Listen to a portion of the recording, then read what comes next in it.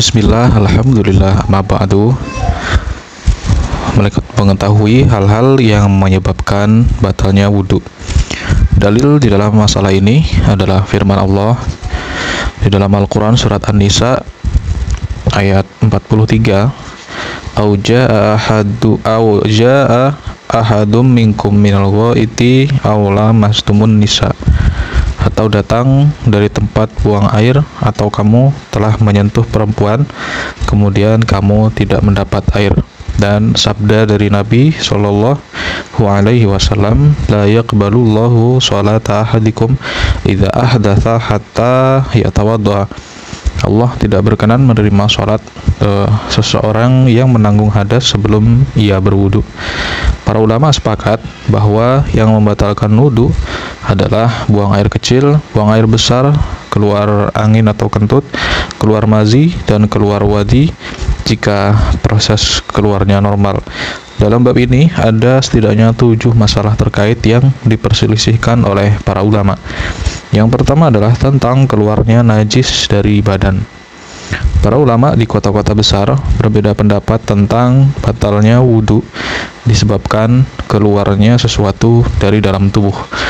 Di dalam masalah ini ada 3 versi pendapat. Ada yang berpendapat bahwa yang menjadi ukuran batalnya wudhu adalah segala sesuatu yang keluar dari tubuh, terlepas dari mana dan bagaimana proses keluarnya. Inilah pendapat Imam Abu Hanifah. Berikut juga murid-muridnya, yaitu As-Sauri, Imam Ahmad, dan sebagian daripada sahabat. Dasar pendapat ini ialah bahwa setiap benda najis yang keluar dan mengalir dari dalam tubuh, seperti darah yang keluar dari hidung atau mimisan, darah bekam, muntah-muntah, dan lain sebagainya, semuanya itu bisa membatalkan wudhu. Sementara menurut Imam Abu Hanifah, mengeluarkan dahak itu tidak membatalkan wudhu. Tetapi kalau dahak atau lendir itu sampai memenuhi mulut, menurut Abu Yusuf, salah satu murid Imam Abu Hanifah, hal itu membatalkan wudhu. Keluar darah sedikit tidak termasuk yang membatalkan wudhu, kecuali menurut pendapat para mujahid. Kemudian ada juga yang berpendapat bahwa yang menjadi ukuran adalah tempat keluarnya, yakni kubul atau lubang kemaluan, dan dubur atau lubang anus. Jadi setiap sesuatu yang biasa keluar dari 2 lubang tersebut, seperti darah, kerikil, lendir, dan lain-lain, baik lewat proses yang normal ataupun karena sakit, maka bisa membatalkan wudhu. Di antara ulama yang berpendapat seperti ini adalah Imam Asy-Syafi'i beserta murid-muridnya, dan Muhammad bin Abdul Hakam, salah satu murid dari Imam Malik. Dan ada yang berpendapat bahwa yang dijadikan patokan ialah benda yang keluar, tempat dan cara atau proses keluarnya.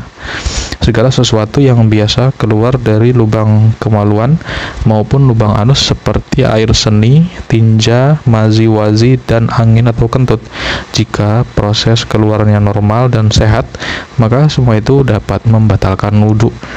Di antara ulama yang berpendapat seperti ini ialah Imam Malik dan mayoritas daripada pengikut beliau. Kemudian sebab perbedaan pendapat di kalangan mereka ini adalah karena seluruh kaum muslimin sepakat bahwa yang membatalkan wudhu adalah keluarnya segala sesuatu dari lubang kemaluan atau lubang anus, seperti air seni, tinja, angin, mazi, wazi, berdasarkan lahiriahnya ayat Al-Quran, ia dikuatkan oleh beberapa hadis. Tetapi kesepakatan ini masih memberi sebuah peluang untuk munculnya 3 kemungkinan. Yang pertama, hukum ini berlaku hanya terkait dengan jenis, benda, dan zat yang disepakati, sebagaimana pendapat yang dikemukakan oleh Imam Malik. Kemudian yang kedua, hukum dikaitkan dengan benda dan zat dari sisi bahwa benda itu najis yang keluar dari tubuh. Sedangkan wudhu identik dengan suci yang dapat batal hanya karena najis. Dan yang ketiga, hukum juga dikaitkan dengan benda dari segi bahwa benda itu keluar dari lubang kemaluan atau lubang anus. Kemungkinan kedua dan ketiga yang baru saja disebutkan ini kemudian memunculkan perintah wudhu yang berarti bersuci dari hadas yang sudah disepakati. Nah, ini masuk dalam kalimat khusus yang diberlakukan secara umum. Menurut Imam Malik, seharusnya kalimat khusus dikembalikan pada kekhususannya. Imam Syafi'i dan Imam Abu Hanifah sepakat bahwa perintah wudhu masuk dalam jenis kalimat khusus yang diberlakukan secara umum. Tetapi kedua ulama ini berselisih pendapat tentang mana yang masuk dalam kalimat umum. Imam Malik mengemukakan argumen untuk pendapatnya. Pada hakikatnya, kalimat khusus itu harus diberlakukan pada kekhususannya sampai ada dalil yang menunjukkan selainnya. Sementara menurut Imam Syafi'i, yang menjadi patokan ialah tempat keluar, bukan sesuatu yang keluar. Soalnya para ulama ahli fikih telah sepakat bahwa angin yang keluar dari dubur itu membatalkan wudhu.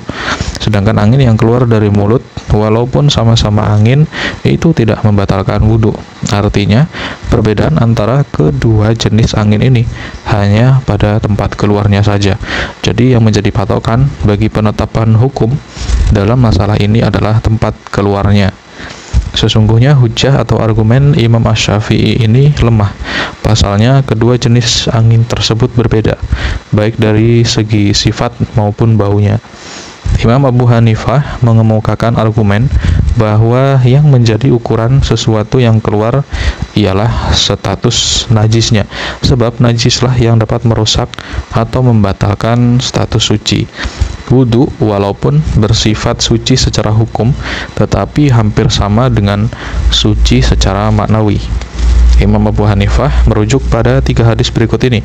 Yang pertama dari hadis Sauban anna Rasulullah qa'a fatawaddu'a, bahwasanya Rasulullah muntah-muntah kemudian beliau berwudu.